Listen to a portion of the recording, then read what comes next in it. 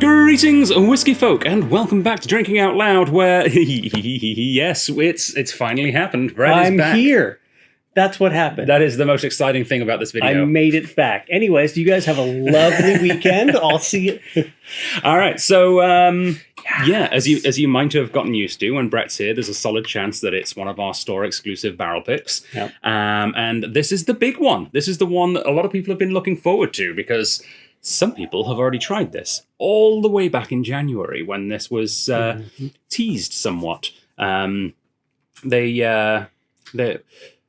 This was bottled 3 days before the Victoria Whiskey Festival. Yet somehow, some people managed to taste it there. Shockingly. Shockingly. It's almost as if someone from Gordon MacPhail appeared at the festival. Yeah, I absolutely am blown away by this whiskey. I mean, when we got the samples, it was good then. It was even better out of the bottle. So we already know what it's like from the bottle because we've had something from the bottling line. It just took us 10 months to actually get the shipment here in BC. Well, it also takes a while to design this beautiful label and make sure Strath is spelled correctly. Well, this is true, yes. Yeah. I actually did realize that I took the photo for the website of this earlier. I've got a light box just over there. Yep. And I was trying to find it after I've saved it on Photoshop, and it turns out the folder I saved it in was called Staff, not Strath. Yeah. I just missed the R. So that was awkward. But only on the folder, not on the bottle. On the folder, yeah. The bottle, hang on, is it? Oh, no. Yeah. Strath is definitely spelt right. Anniversary, not so sure. Okay. Yeah, anniversary. This is the Strath's 20th anniversary bottling. And like I said, this is kind of the showpiece. Yeah. This is a whiskey that was distilled on the year that our store was founded. Yeah. Which is really damn cool. Now, unfortunately, because of the way that whiskey aging and taking 10 months to get to BC works, it's not 20 years old. It's 19. It's close. But we thought the year was the more important thing. And frankly, it is the perfect age for this whiskey. What is this whiskey? Well, it's my favorite distillery. Yeah. And yes, this is definitely a little bit of a weird thing that somehow my favorite distillery, somehow the Strath ended up buying an entire cask of it. Yeah. Is it strange? I mean, whiskey folk, is it strange? Though. It's not. I'm a huge fan of Ardmore. Yeah. And it's a distillery I think is, in a sense, the most underappreciated distillery in Scotland. Okay. Right? Because the official bottlings hardly ever get any love, especially out here. I've only ever seen one here. I mean, I don't think I've even seen an official bottling. We have one on the shelf. Yeah, no. It just doesn't exist. Oh, it's a blank. I see what you're doing here. Yeah, no, the Ardmore tradition is fine. It's good. It's a good one. The legacy is the one we've got. Yeah, the legacy. The tradition is the one that was a airport exclusive, which I've seen in the airport here actually. Mm-hmm. And they're both perfectly cromulent, to steal a word from The Simpsons. Perfectly cromulent whiskies. Yes, perfect. Is that The Simpsons or Futurama? Simpsons. Yeah. One of the Matt Groening ones. Yeah. It's a great distillery, though. And every time we've had it in an independently bottled form, such as this, it has been astounding. We've had multiple incredible S&WS releases. In fact, if you watch our most recent S&WS outturn video, Brett, you were there for both outturns this month. You definitely tried it. What was it? The exquisitely... No, it was the Kenneth Mont. It was the Trinidadian Iliac from Kenneth Mont. That's the one. Because it tasted like an Islay whiskey, and it was finished in a rum cask, but it was actually from Kenneth Mont, which is where the Ardmore distillery is. So why is there so much of it in independently bottled whiskies? And why doesn't Beam, who owns it, actually market it as much? So I have a couple of theories. Well, first of all, the reason that there's so much of it is because it is actually quite a big distillery. Mm-hmm. It's a bit of a powerhouse. It distills whiskey for the Teacher's Blend. It was actually founded by Adam Teacher for his namesake blend back in 1898, I'm fairly sure. Fact check me on that one, please, Jeff. I'm fairly sure it's 1898. And it's a stunning whiskey. It was, I believe, at the time, for quite a while, the only peated Highland whiskey. because that style of whiskey, which was prevalent throughout all of Speyside and Highlands for a very long time, came out of fashion because of the steam trains. Right. They started delivering coke, which is a much cleaner burning fuel, and then later on natural gas lines and things. And drying barley with peat just didn't make much sense anymore because the world had decided collectively, for some reason, they liked unpeated whiskey almost entirely. And peated whiskies were only used for blending to give a little bit more interest and complexity. Hence the Adam teachers making the Ardmore. There's something in the back of my head is trying to... I'm fairly sure there was an old distillery called Ardmore on Islay, like in the 1700s or something, which is what Ardmore is actually named after. Cool. I think that might be the case. Yeah. But it's a classic rustic style of whiskey, which it works well at a younger age and an older age.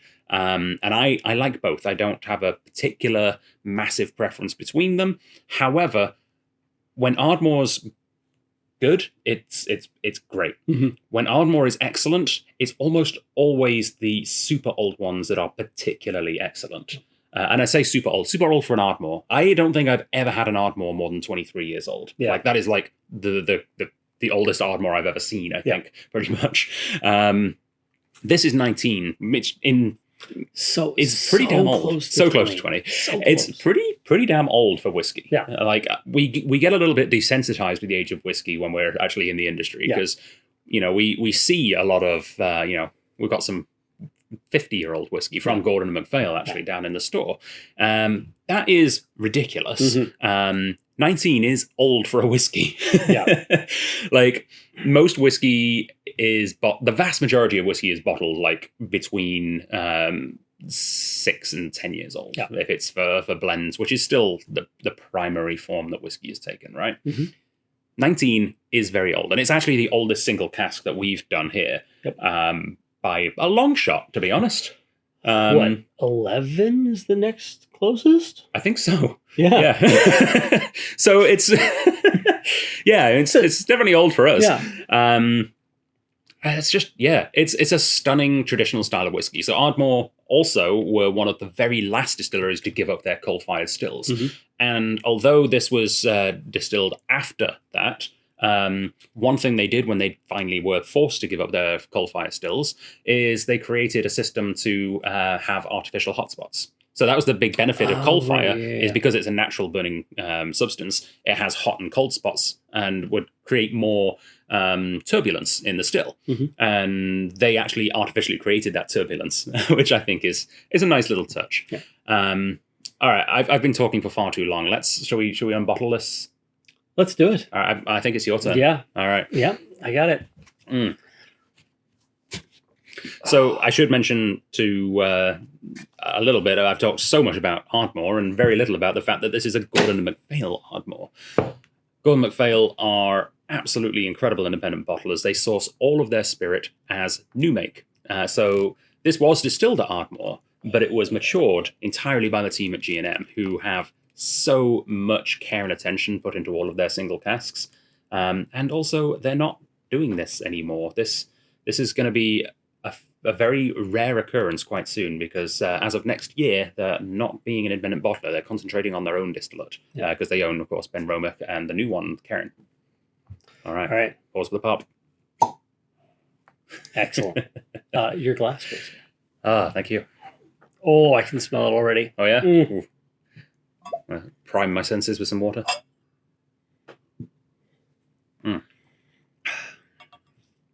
So I remember the first time I ever had this whiskey actually from the bottle rather than from the sample was at the end of the night on, I can't remember, it must have been the Saturday during the whiskey festival.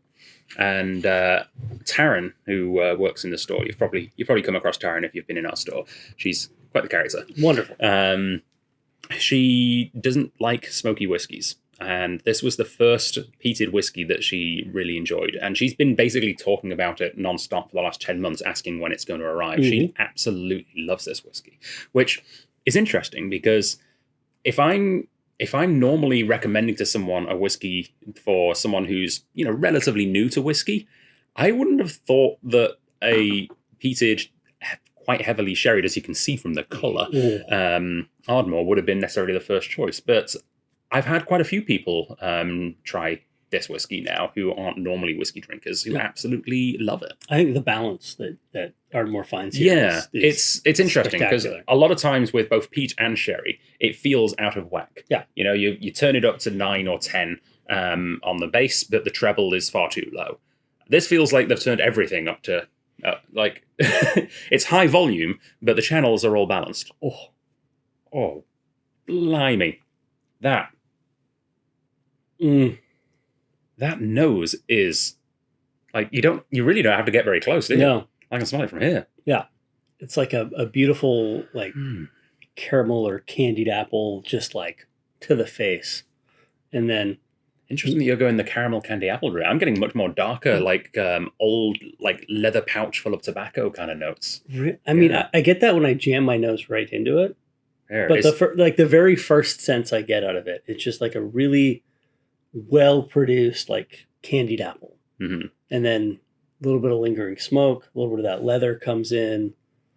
It smells old. And I know I just said that 19 is old for a whiskey, but it smells so much older than that. And that's, I mean, partially just that G&M know what on earth they're doing with maturation. But let's have a look at some of the stats on the label, shall we? Yeah.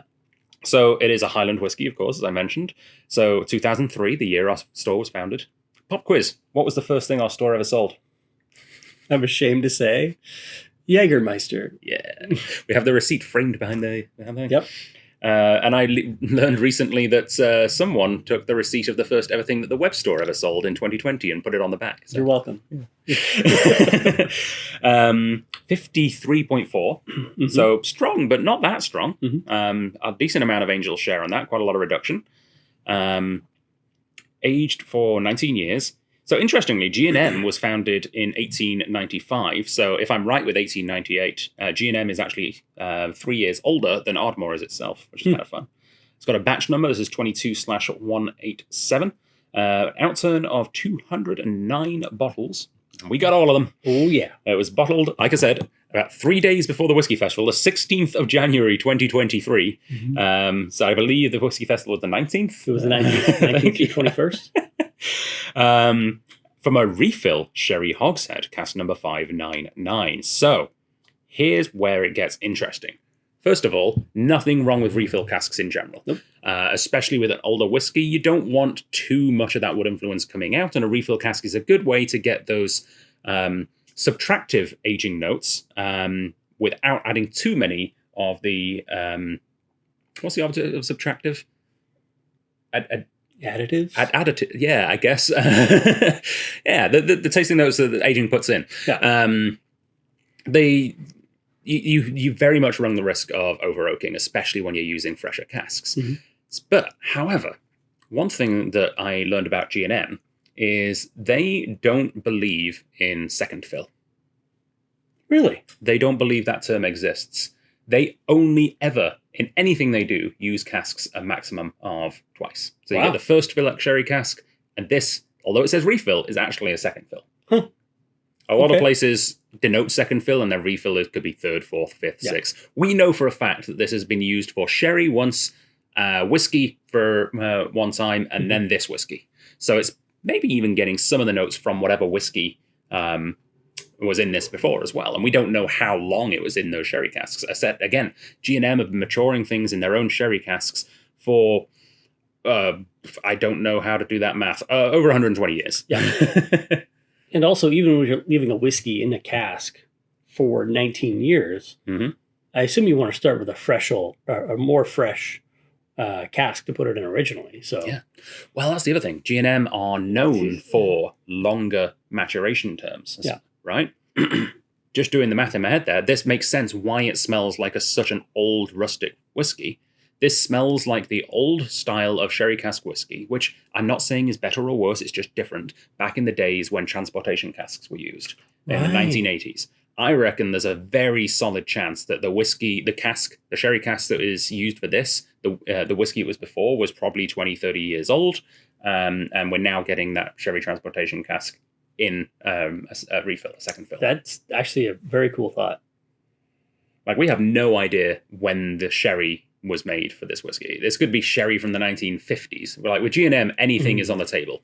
This could be a cask that was used for 40 years by G&M in the previous bottling. No idea. Yeah. Oh, it's so rich on the nose. Yeah.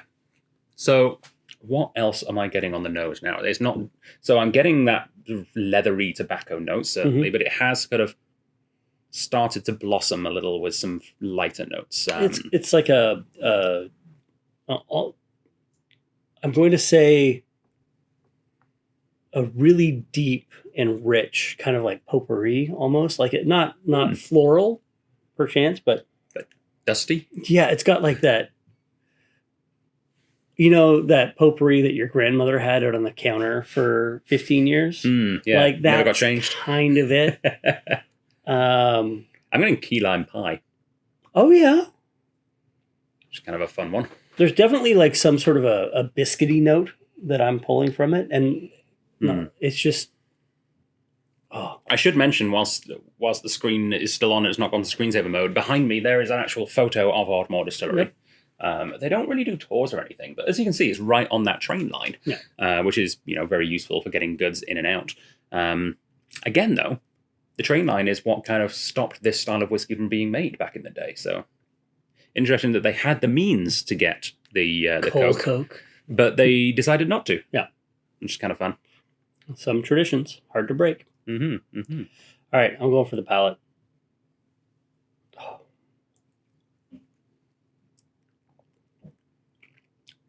Oh, it's so big.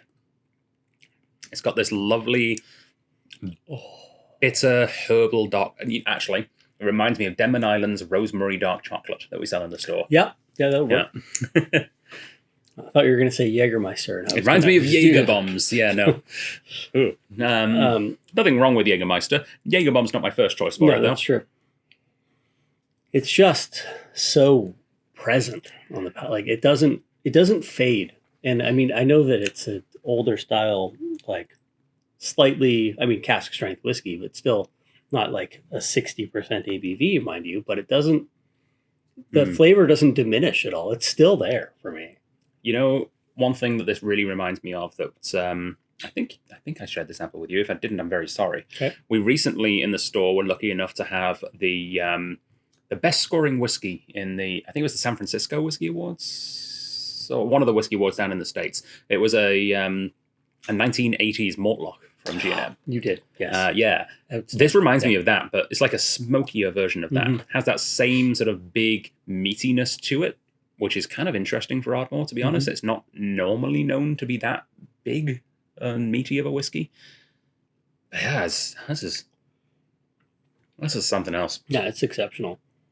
And that the smoke, I find it's there and subtle, but at the same time, you can find it kind of holding up every other like flavor note. It just kind of just floats with it. The smoke is part of the experience, but it is not in charge. No, of course, no. I think that the biggest thing that I take away from this is how much of a sensory experience it is. It's not just flavor; it's more than that.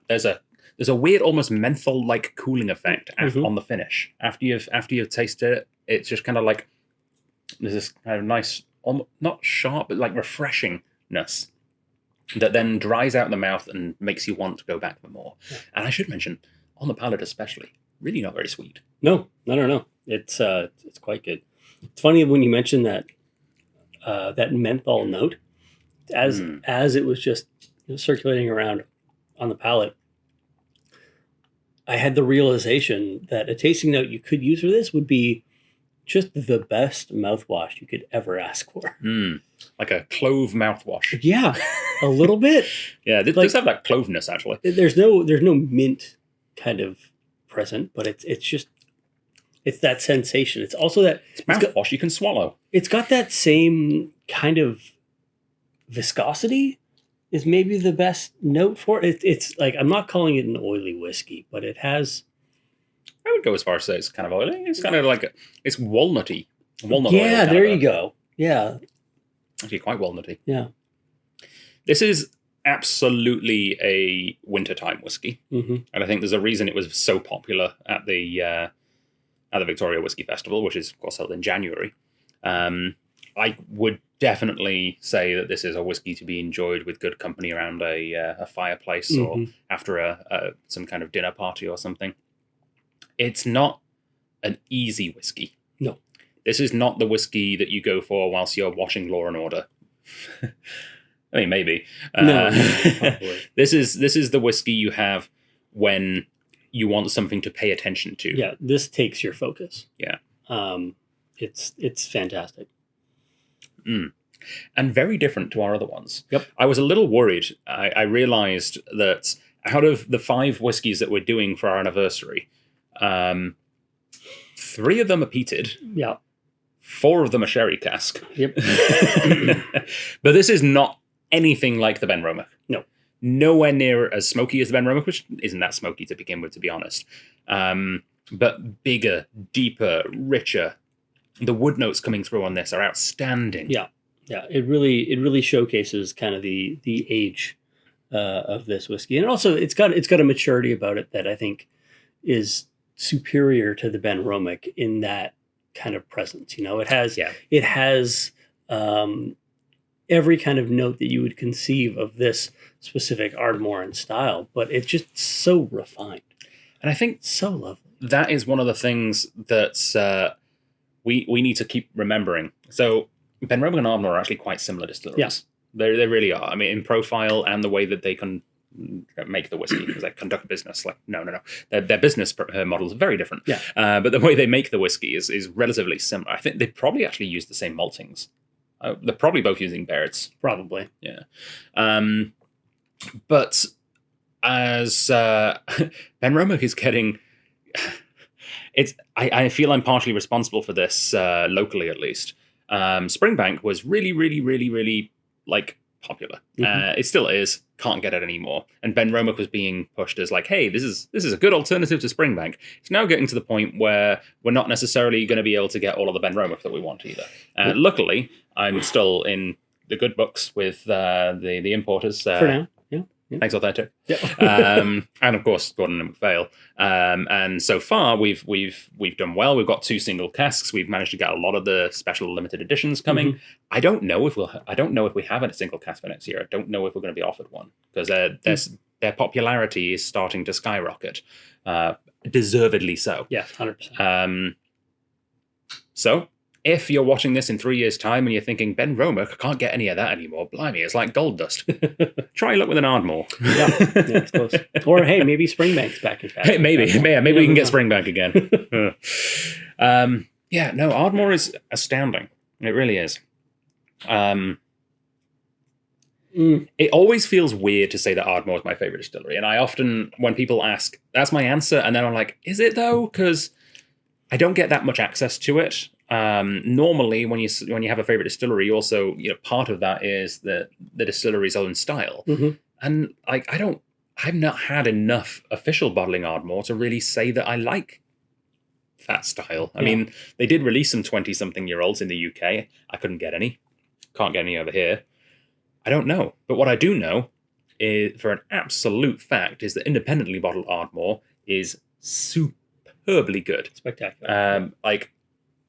I've had maybe 1 or 2 which I wouldn't have purchased, and everything else that I've had, which is probably around 50 or 60 different Ardmores at this point. I have purchased at least half of them, to be honest. I think I've got 20 Ardmores at home right now, which is just the ones I still have left. Yeah. Many of them shared your birthday. Yeah. There was a string of SNWS ones made on March the 6th, which was awesome. Unfortunately, not the year, but although fortunately for my wallet, not the year. All right, so why are we doing this video right now? Why is this being uploaded right now? Well, it's because it's just arrived, and we are good to go for our projected launch date. This is officially going to be on the shelves on Monday. And as I say that out loud, I realize I don't know what the date is on Monday. I don't even remember what the date is today. It's like the 12th or something. Today is the 12th. It's the 12th? Yeah. So today's Thursday. Yeah. Friday's the 13th. Yeah. Oh, yeah, I knew that. Yeah. Then 14th, 15th. So the 16th The 16th of October is the official launch date of this whiskey. October? I got the month right? Yes. Okay, I thought you were laughing because I got the wrong month wrong. No, I was laughing because you were counting with your fingers. Yeah, it's what I do when I've had a whiskey. My math degree is out the window as soon as I have a dram. Got it. So 16th, available in store. However, if you want to pre-order it, you still have a chance. And if this video might be the thing that pushes you over the edge to do so, 15% off is the pre-order price. Yep. Which is, we've done 15% off for all the pre-orders. Yep. This one, you see most bang for the buck out of that 15% off because, of course, it is the most expensive. It is the most premium of our anniversary releases. But even then, thank you so much to the guys at Authentic for the price that we got this for, which allows us to celebrate our anniversary in style. They really sharpened their pencils on this one, and I actually got to see some behind the scenes of how much they sharpened the pencils, so thank you so much. This incredible single cask, heavily sherried Ardmore is regularly $284.26, which means that with 15% off, you can get it right now from now until midnight on Sunday for $241.62. $240 for a sherried 19-year-old whiskey from that's cask strength and single cask and exclusive. That is outstanding value in today's market. It's outstanding just in general. It's true. Like a 19-year-old single cask Ardmore, heck, even at $280. Yeah, honestly, you're not wrong. Like $285 is like a good price for this. Yeah, like frankly, it should be $350 if it was a smaller batch. Sorry, I shouldn't be telling you that. No, if I was the worst boss, I'd go. It will be $350. Remember, we've got how many of these to sell? 209. 209. And I realize that this is a premium whiskey, and this is a very special whiskey for a lot of people who are going to pick this up. And please do treat it with that respect. Don't just buy one of these on a whim and chug it back. I realize that this is going to be an anniversary whiskey, a Christmas whiskey, a birthday whiskey, a promotion whiskey, a retirement whiskey. This is the perfect whiskey for those kind of things. And I expect this to be around for like at least a year on our shelves. Yeah. Hey, maybe I'm wrong. Maybe the fact that it's a really good value means that it'll fly off the shelves. Yep. I don't really want it to, though. I want it to sit there and be like a centerpiece for us for a little while. If this were around for our whole 20th year anniversary for the store, I would not be upset. No, not at all. No. And I would prefer it to be that way and to be treated correctly and respected than just suddenly go out to... Like, if someone tries to buy, 48 bottles online because they're going to sell it on somewhere else, I don't care for that. Nope. This is our special little bottling. I'm very proud of it.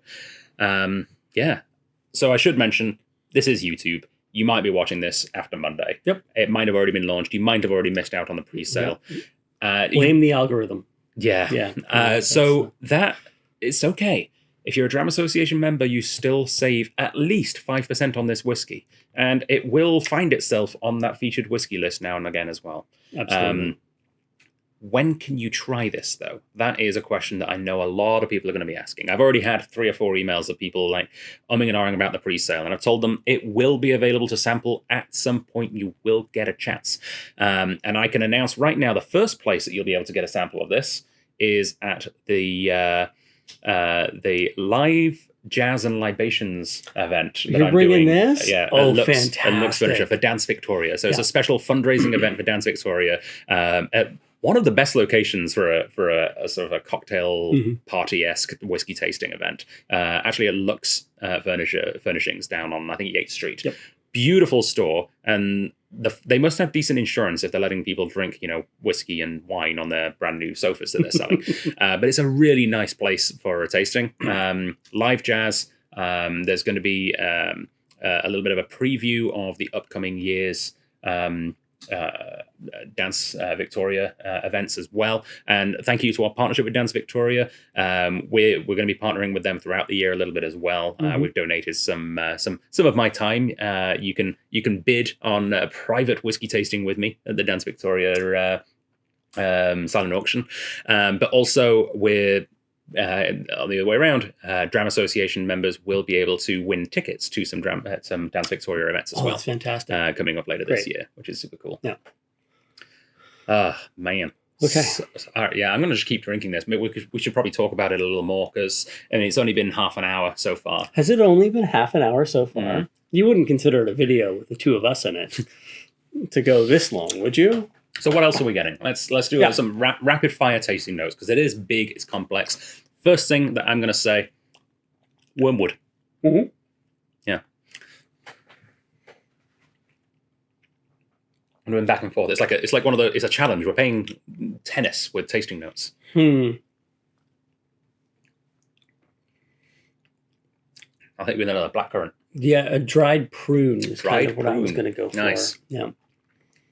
Nice. Also, the faintest little touch of like hot chocolate mix, not cocoa powder, hot chocolate mix. Okay. You get a little bit of that sweetness, that sugary kind of flavor to it. Interesting. Mm-hmm. I just noticed I'm in a bit of a sunbeam. It's hitting my beard perfectly. Yeah, I get nice shiny. I gotta get. I lean back a bit. It's God. Oh, this. Yeah.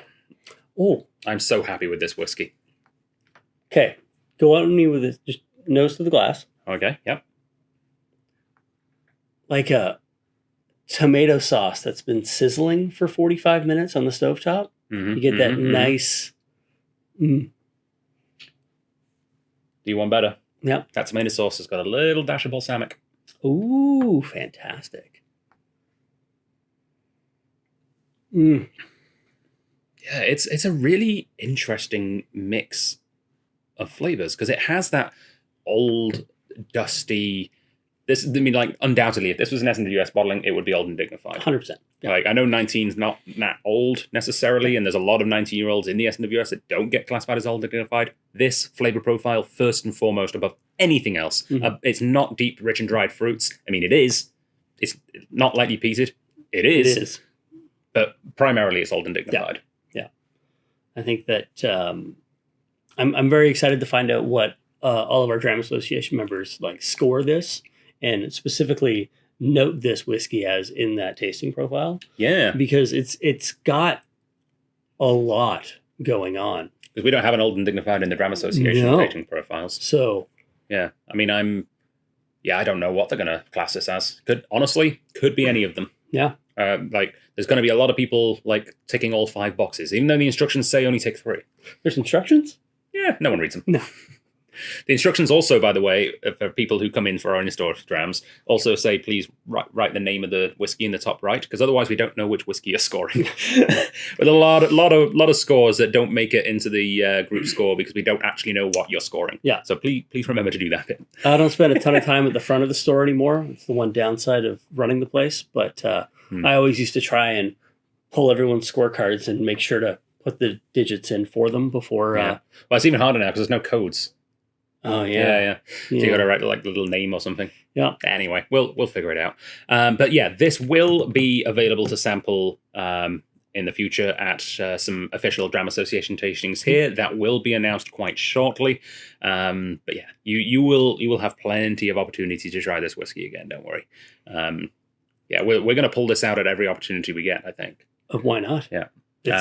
It won't be an in-store dram quite yet because we've basically got the rest of the year planned out for that, which is pretty cool. Consider throwing it up as a bonus. We could, but how would we do that with the fact that premium subscribers have already we said that they get everything there for free? Interesting. Did they get it for free? Ooh, put me over that. You know what? You know what? Yeah, the first taste is free. All right. Yeah. Okay, you heard it here from the manager right live. Apparently, this is going to be an in-store dram. When? Not sure yet, but keep an eye out. We'll make it work. We'll make it work somehow. Thank you for being a premium Strath member. I appreciate it. That's fair. And also, on the premium Strath membership, for more details on that, there's a link in the description. All kinds of benefits. Not only do you get every tasting, every sample in the store for free, it's benefits even if you don't live here in Victoria. We've got flat rate shipping options, and of course the discount on all whiskies and other spirits. You get 10% off whiskies, gins, tequilas, rums, mezcals, also 5% off wines and beers, and $10 off every tasting event as well. Yep. So it's well worth the $16 a month. Absolutely. All right, I guess I'm running out of whiskey, so either you need to pour me more or we need to wrap this up. Let's do it without the camera on. All right, sounds good. Yeah. Thank you very much for joining us. It has been an absolute pleasure to have you here on Drinking Out Loud. Brett, you'll be back pretty damn soon because our number 4 is the labels are being printed this week and it's already been bottled. So, Stillhead, Pedro Jimenez Cask Rye. Did I tell you what it's been? What we called it? We've got an official name for it now. What's that? The Iberian Cascadian. Ooh. Sounds posh, doesn't it? Yeah. Very nice. It's got that nice mix of the Spanish from Pedro Jimenez and the fact that it's all BC-grown rye whiskey distilled locally here by a family-owned, family-run business right here on the island. Awesome. So we're really proud to be bringing that one into the fold with our 5 casks. And number 5 is on its way as well. Hopefully it'll be here in November, maybe early December. I'm hoping for November because I'm not here in December. If you have any whiskey questions and it's December, hit up Brett because I'll be in Europe somewhere. Don't worry, I've got you. All right, Slan Shavar, we'll see you on the next one. Well, cheers, Brett.